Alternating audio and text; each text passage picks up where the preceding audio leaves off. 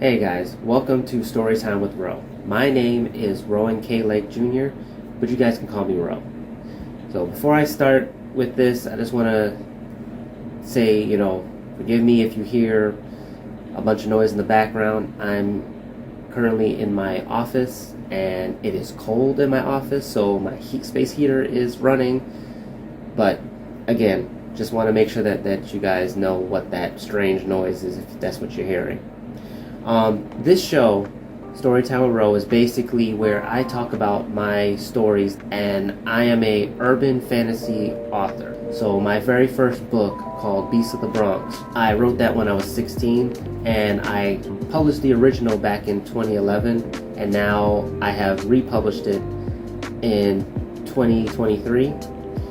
So between that span of not writing it, I realized there was more that I could do with it. So originally it was supposed to be this standalone story, but I found out that a lot of people liked the characters that I wrote and wanted to know more about what was going to happen to those characters. So I decided, when I republished the first book, that I would stay focused to those particular characters. I want to make sure that everybody who has not only read it, but also wants to read it, that they are on the same page of what I am trying to do. Because this is a journey with these said characters that I've created, and I'll go in more detail who they are and what I'm doing with them. But this is so that you guys know that these characters are near and dear to my heart, that I felt like these were the characters that would not only save the world from the ultimate bad guy, but that you would learn to love them and grow with them and relate with them. So Beasts of the Bronx, as I said, is my very first novel, and it is basically about three teens who are given powers to turn into these beast-like creatures in order to save the world from an evil drug lord. Now I know most of you are thinking, okay, how weird is that for a urban fantasy story? But there's more to it than what you think.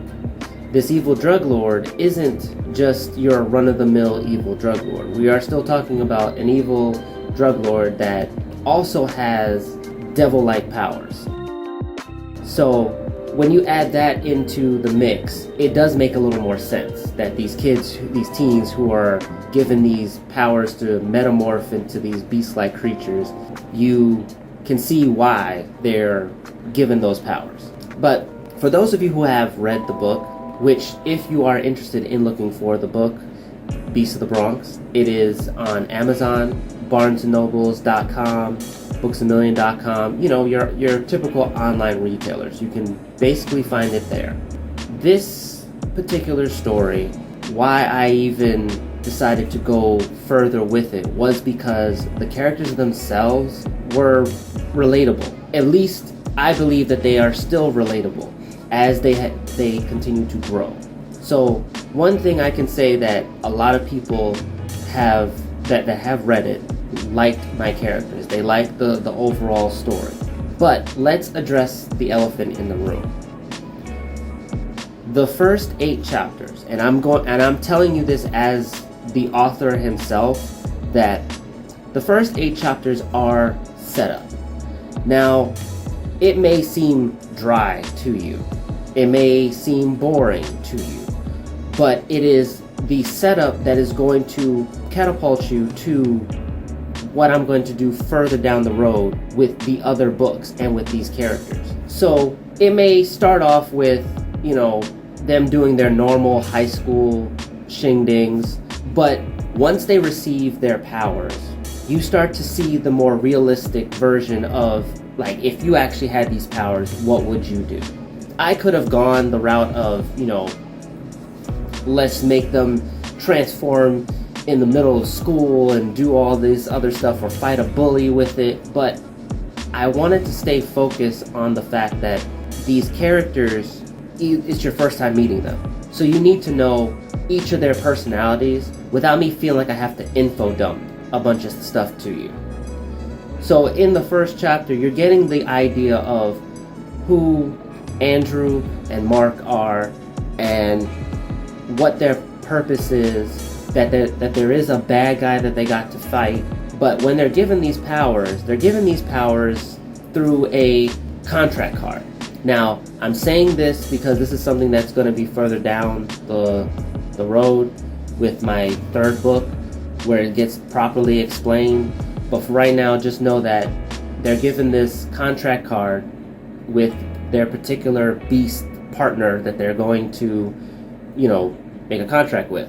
When they get home after, getting this particular contract and these powers, they find out that they have a tattoo on the back of their shoulder. And Andrew may have kind of dismissed the whole thing of like, oh, I did not know I had one, whereas Mark was freaking out that he actually had one, because these are teens that you wouldn't think should be having tattoos without parents' knowledge. But again, I'm trying to showcase just how the realistic aspect goes in.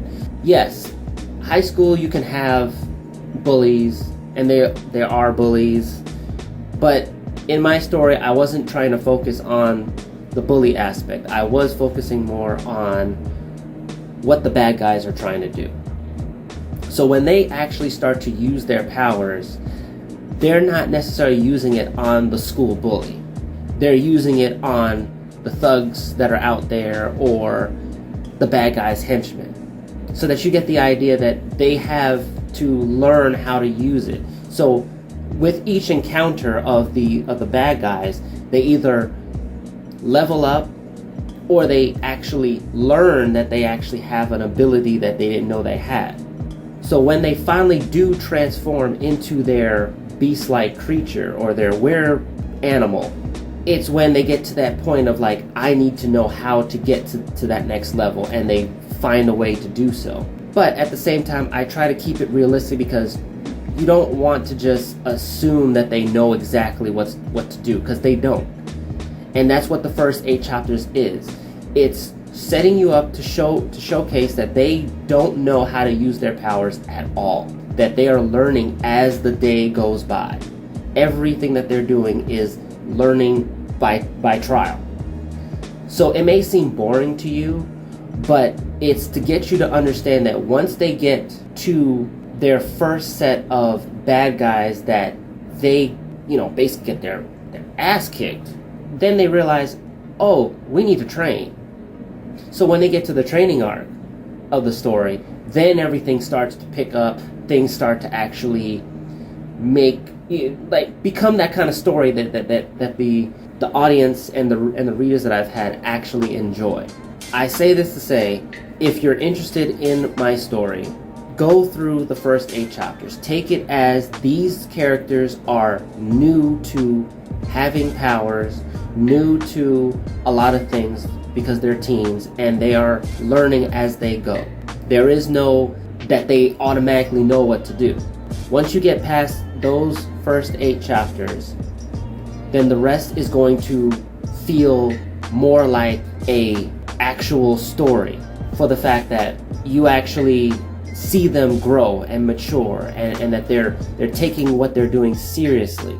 I hope this gives you at least some incentive that if you are currently reading it, or that you want to read it, that it's still a pretty good book. I have had a lot of my readers that they enjoy overall they enjoy the story, and that they want to know when the next book is coming out. So it's still a good story.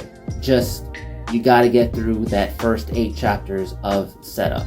And again, it's not to make it seem like it's this boring story. It's just so that you understand that these characters are my pride and joy, and I want you to see them grow from teenager to adult, and what they do in between all of the fights, all of the adventures, because towards the end you will see that they do grow up, and that there is room for the sequel, which is what I'm doing now.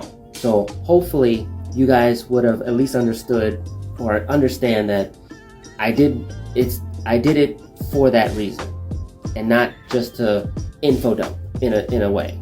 Next time we'll talk about the three main characters, Mark, Andrew, and Shanta, in a little more detail, so that way hopefully it will get you interested in the story even more. Until next time, guys, holla.